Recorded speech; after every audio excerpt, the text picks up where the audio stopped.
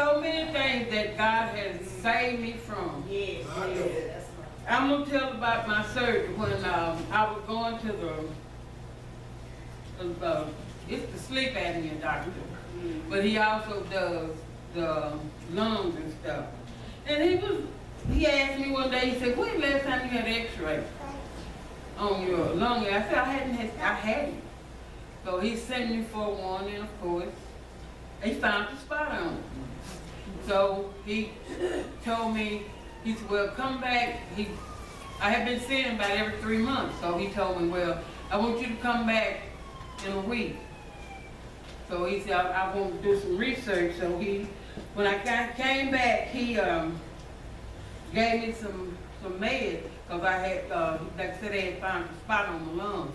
And he told me, he said, go back and get you another x-ray. So he sent me to get another x-ray. Anyway, within those 2 weeks, it had grown. The spot had got bigger that was on my lungs. And of course, you know, the enemy, he gets busy. So he told me, because my older brother they had found a spot on his lung, and they had to take out, well, one side of his lung and part of the other side. So the enemy said, I got you now. Oh my God. But little did he know that I had faith in Jesus. Come on. So I instantly started rebuking him, but he's constantly telling me, yeah, I got you now. I'm going to kill you. I said, I may die, but you won't be the one to take my life. So I didn't tell the children because I'm saying the Lord go work it out. So I went back to him. He had me to go do another x-ray. Every time I go do x-ray, it would be to grow some more.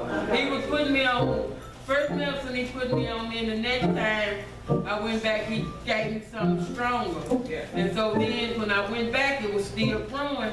The medicine wasn't helping it. So he said, well, I think you're going to have to contact the surgeon. So I said, okay. So I thought, well, I guess I might need to tell the children since they be talking about surgery. Because my trust is still in God. And so he said, well, I'm going to call a few doctors and see if I can get you in. You know how these doctors are about this insurance. So a couple of weeks went by, I went in. I still hadn't been able to find no doctor. That's what he told me. So he said, well, I want you to go take another x-ray. Steady growing, steady growing. And so when he had me to come back and I came back, he said, well, I still ain't been able to find no doctor. I said, you had nothing, but I have. I'm scheduled for surgery on a certain day. And show you how good God is, the surgeon that God sent me was a saved and sanctified.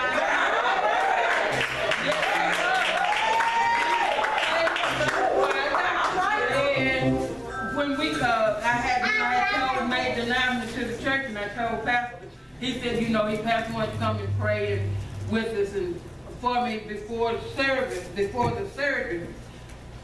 So when Pastor told the doctor that, the doctor told him, said, well, you can pray after I pray. He said, I always pray with my patients before surgery. So after I had my surgery, I went down for my last checkup, which I didn't know was going to be my last checkup. And there was a lady in there, and she was going through the same thing. She was scared, she was nervous. But during my whole time that I was going through that ordeal, the Lord gave me the scriptures. The battle is not yours. Come on. It belongs to me. So I gave it to him. I put my trust in God. And so I told that lady the same thing. Have you tried Jesus? I said, give it to God. He'll take the fear away from you. And I always wondered how that woman came out, but I thank God that he brought me through. And I just thank him for it. Amen.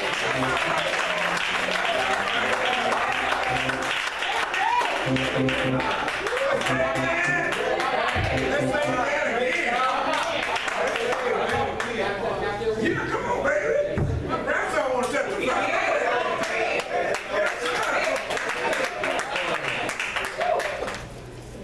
I ain't go to the hospital or nothing. I was somewhere else. But living the life that I was living, this is where I went. This is where I went to jail. I don't like telling people that until my business. I went to jail, but I've been to jail before. But this time it was real big, real big. And living the life that I was living, I was gonna go for a while. And I'm not used to like, well, a day in there is too long for me. So I was gonna go in there for a while. But anyway, I'm going ahead and tell you, normally everybody that go in there, they get a misdemeanor. I happened to get a felony, and I just turned 17, so I went straight to the big jail. So I got a felony. Boom, I'm in jail for like a week. I let it pass by. My heart get real humble. It's a man, and he said he just been sitting there. Everybody, I couldn't feel bad for myself because everybody in the cell, they was just so, like, they had so many worse stories than I had. So I wasn't really like worried about myself. That I just began to get humble. It was a white man. He just told me, he was like, my sister's been waiting outside for weeks. She slipped in the car last whoop, and I just feel so bad. I don't know why. I just feel so bad. So I prayed to God. I said, Lord, let him out. Let him out. Let him come out of jail. It was Sunday. Now my prayers ain't as good as my papa's. My prayers ain't as good as strong. It didn't work. He didn't get out Sunday. But 2 days later, I kept praying. I kept praying. By that time, I had prayed for the whole pie. I was feeling good. I let the whole pie come out. Whole pie ended up winning away. I had prayed that night. I had prayed and I said, let it be a surprise to him. Right?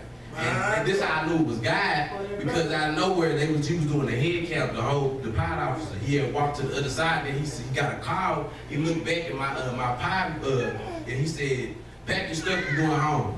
What you said? And he was like, he looked at me first, and he said, this is such a surprise. Oh my God. And I was like, didn't I say,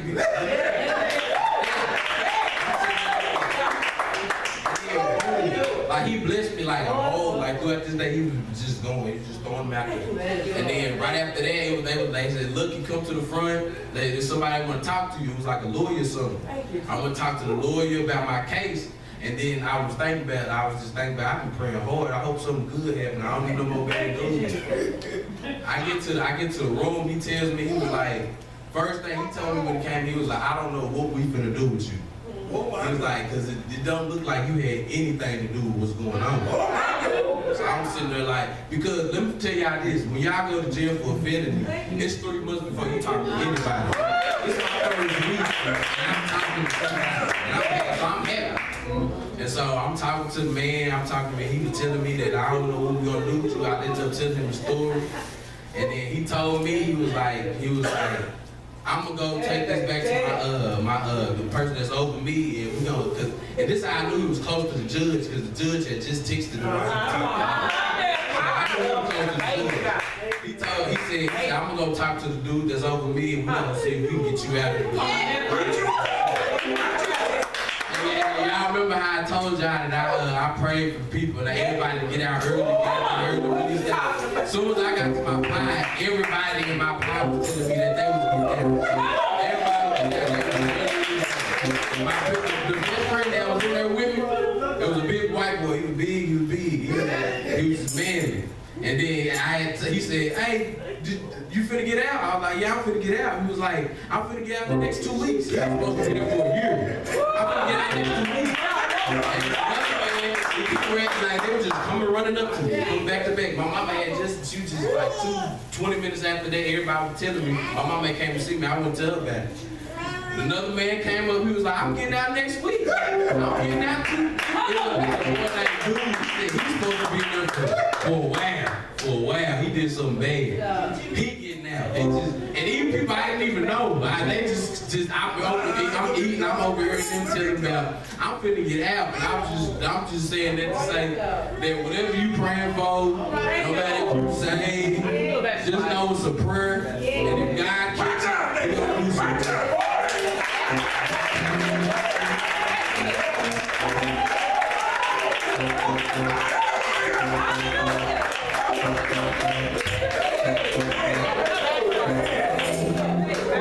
Thank God for these testimonies. These testimonies are moving our way.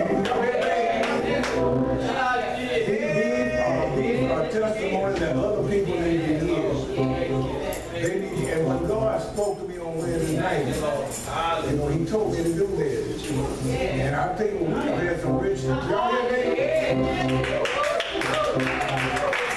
told Candy, I said, I want you to watch it. I said, I want to see how these numbers gonna go up on those, on those testimonies. Because there is somebody out there who need to hear. Who need to hear what she said on today. And we still didn't hear them all. There's a lot of people that say anything, but I know that they know what God has done for them. And I was listening to T. And you know, a lot of times when God hears you, the doctor wants to find out, you know, I know I seen such and such. So they want to keep sending you back for them MRI. But a lot of times when they keep sending you back, that's because they're not sure. But you know what? God is a good God. God is a good God. Amen. And the mother, when she told me that thing kept growing, you don't know what God can step in. God can do things overnight. So I want you to be encouraged. Be encouraged and know that God is a right now God. And when God tells you something, you stand on it. Don't ever distrust God. It might look bad, but if God has told you, it's going to come to pass. Somebody say, well, it might be 10 years, might be 15 years, might be 20. But God's time is what? His time is not our time. Let's say amen. Amen. You look at somebody has stage 8 cancer. Come on back. Stage 8. Talk about it. And I'm going to tell you something. You know, it's hard to explain. Now, I'm going to show you something. Now, God told me to tell this doctor this. And so when she come and told me, she said, Jesse said, I got really bad news, she said, because what you got, I'm worried that it went to your lymph node and then your bone. Okay? I said, okay. So she said, I want you to go take the MRI. So I went. My son-in-law went there with my daughter. He was on Thanksgiving, wasn't there for Thanksgiving. So we went, they shot stuff up in there, you know, I get stuff covered, you know. So they shot stuff up in there, so after everything, we waited around an hour, 2 hours, so when I went back home, we waited. And so Doc said, Junior, have they let you know? I said, no. We waited. She said, it's been long enough for them to let you know something. So we waited. I don't know how long it was, a long time. So then she had her nurse to call me. She said, Dr. Hackaday, I want you to go take another MRI. I said, uh-oh. So the Lord already had told me, you stay focused. Yeah. I didn't know why he was telling me that. So I had my tape recorder. Look at this. I took my tape recorder with me when she called me into her office. And I taped everything she said. I told her, I said, the Lord told me to tell you this is for you, not me. She looked at me, and the doctor said, now how you going to tell me this is for me? Now God told me to tell this is for you, not for me. What he was telling her, what I'm going to do is for you. Because see, doctors is this way, and they believe in scientific. They don't believe in miracles, they believe in scientific. And so she sent me for another MRI.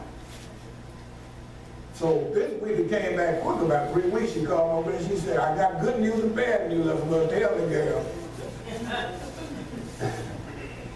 So she said, the good news is not what I think. I thought it was in your lymph node, your bone. It ain't nowhere. I thought what I told you was for you. Then she said, the bad news, she said, you got 2 options. She said, you can either go have surgery or you can go have radiation. But I want you to have radiation. I said, well, let's do radiation. But say that to say this here. She said, I've never heard of nobody having stage 8 cancer. Nobody. People die when you get stage 4, you're bad. They're going to put you in the ground. Stage 4, you going in the ground. My wife said, do you know what you got? I said, well, I ain't really thought about it. She said, man, don't you know you were really sick? I said, well, I ain't thought about it. And I didn't. Because when they told me, I mean, I really what I was thinking, I said, you know, when he told me this day focus, I thought, I said, well, you know, what did he tell me this day focus? Like, that ain't for a reason. And when they said stage 8, I said, man, don't no count to get no stage 8. Have y'all ever heard of stage 8? When y'all heard of stage 8? No, sir. So I went through 8.5 weeks of radiation. 15 minutes a day. Every day. Except Saturday and Sunday. Every day I went down there, I was witnessing to people who had brain cancer, who had lung cancer, who had cancer everywhere. Yes. They told me, they said, you're one of the most popular people in this place. You're supposed to be sick, and here you have witnessing. I'm having church every morning. So what I'm telling you, a lot of times God will put sickness on you. All right. Now listen to you, Mother Heartbreaker. I testify about my wife's sickness and this girl been sicker since I had her. And I always talk about how sick she is, what she done went through. And I wasn't in my mind telling me to get sick. But God said, well, God said, I'm going to tell you something. You testify about her, I'm going to put something on you. But after all of this, do you not know, I still don't understand. I guess I'm just crazy. But I know this, God is a healer.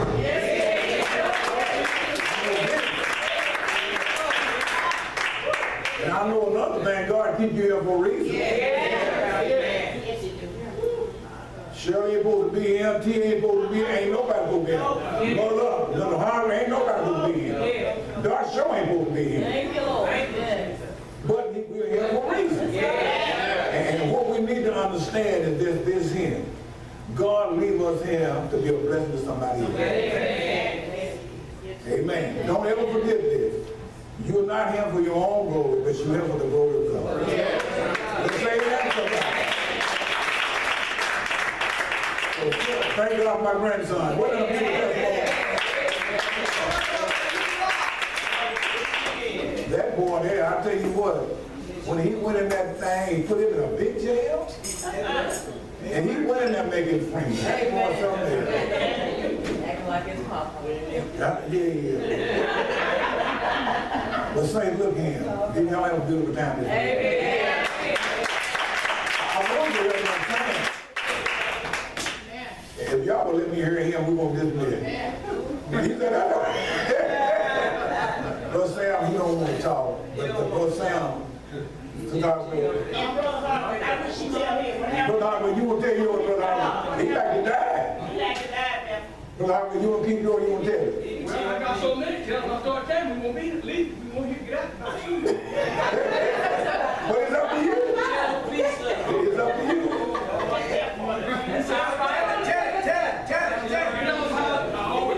Look at it, look at it. Well, turn around to the mic. Turn around to the mic. I am. For real.